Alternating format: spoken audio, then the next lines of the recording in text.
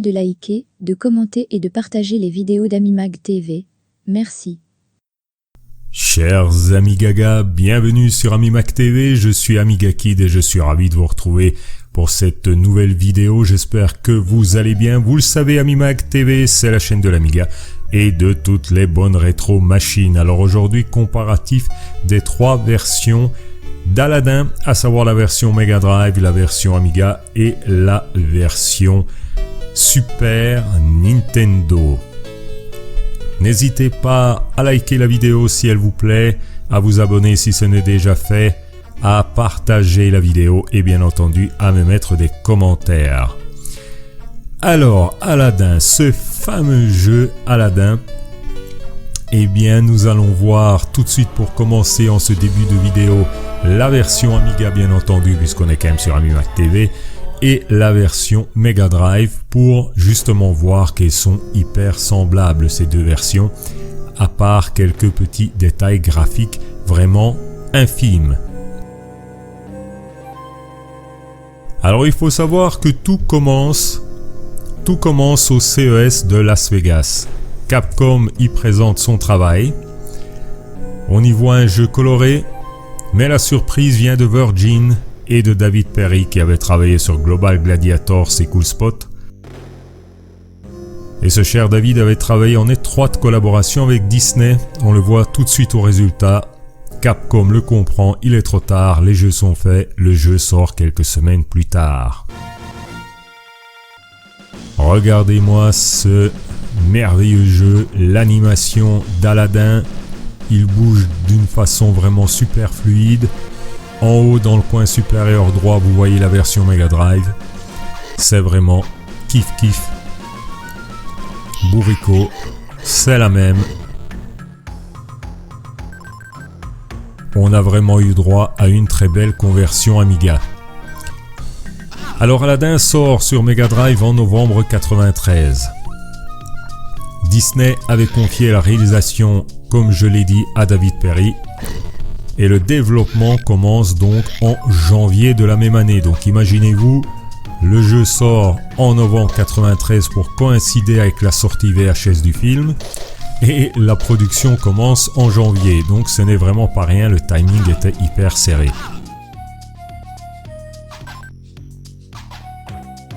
Pour la version Amiga, donc qui n'est pas en reste, on trouvait à la production John Tweedy, Hugh Riley, Theo Manirmak pour les graphismes et la musique, signé Andrew Barnabas. Je vous parlais de quelques petites différences. Vous voyez à gauche et à droite, ce n'est pas exactement le même escalier, ou en tout cas dans la version Mega Drive, Aladin passe derrière, sous l'escalier, ce qui n'est pas le cas dans la version Amiga. Il y a comme ça quelques petits détails graphiques qui changent. Si jamais vous savez pourquoi, je serais curieux de lire cela dans vos commentaires. Et vous voyez aussi la différence, c'est que tout ce qui est au niveau des vies, des différents items, etc., tout cela est mis en bas en incrustation dans la version Mega Drive, alors que c'est sur un bandeau en haut dans la version Amiga, ce qui diminue un peu notre fenêtre de jeu, mais enfin ce n'est pas catastrophique. Regardez-moi avec quelle aisance bouge notre ami Aladin. J'avais vu les premières images du jeu dans l'émission Télévisator 2 et cela m'avait tout de suite scotché. Je me suis dit, il me faut ce jeu et c'est comme cela que je me suis procuré à sa sortie le package Aladin et la console Mega Drive dans sa deuxième version. Et je peux vous dire que j'y ai joué à ce jeu. Il est sorti quelques mois plus tard sur Amiga.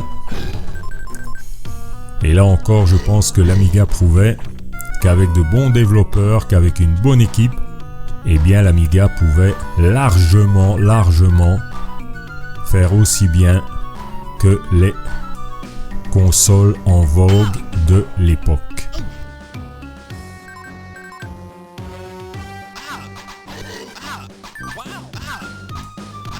Bon, sinon, bien entendu, ça reste un jeu de plateforme assez classique.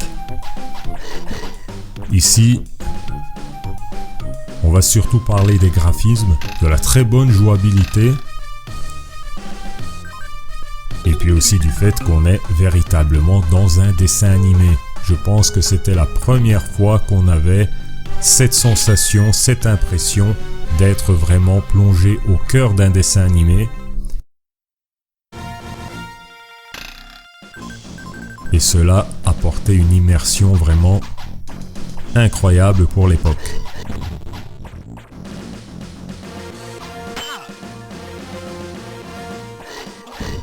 Les musiques évidemment sont également très belles puisque ce sont celles du dessin animé.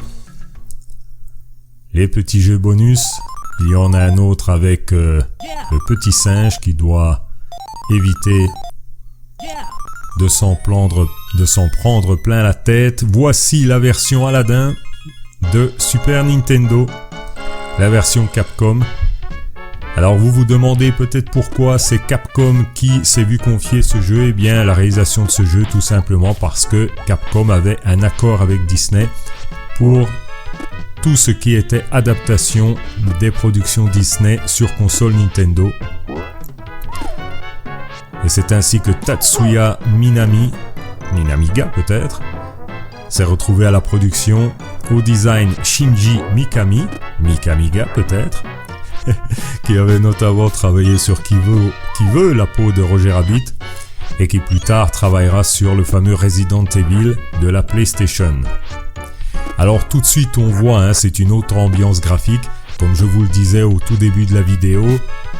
À la sortie, en tout cas des premières images à la présentation au CES de Las Vegas, eh bien on a vu tout de suite la différence, et Capcom s'était rendu compte aussi que sur ce coup, eh bien c'était la Mega Drive qui avait gagné avec l'équipe de Perry.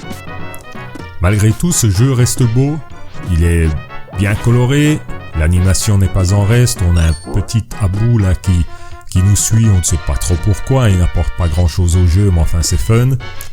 Aladdin interagit très très bien avec les décors, c'est une autre façon de jouer ici.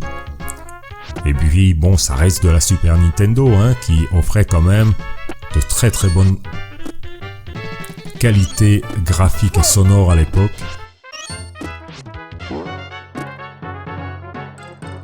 N'oubliez pas de liker, de commenter et de partager les vidéos d'Amimag TV. Merci.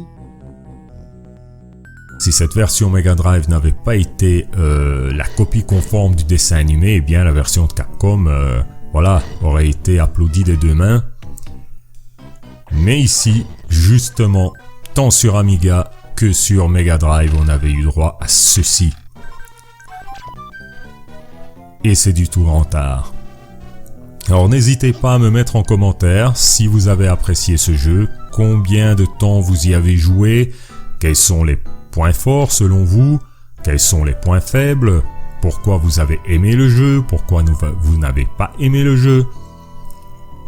Les commentaires sont là pour cela, donc n'hésitez pas, chers amis, à le faire. Alors on passe ici sur une autre scène du jeu. Et vous voyez encore une fois que tout y est superbe. J'adore également ce passage. C'est vraiment magnifique. Et d'ailleurs, à l'époque, la presse spécialisée ne s'y était pas trompée. Elle avait salué le grand art du jeu. Donc, on va voir ici les cotations, les points. Amiga Format donnait 90%, CEO Amiga faisait de même et Dream donnait 93% pour la version Amiga. Et ça les vaut largement.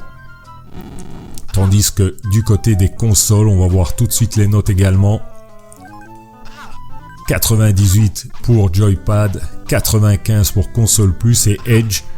Un magazine anglais donnait 6 sur 10 pour la version Super Nintendo. Voilà, chers amis, ce que je voulais vous montrer d'Aladdin, tant pour les versions Amiga que Mega Drive et Super Nintendo. N'hésitez pas à vous abonner, à liker la vidéo, à la partager.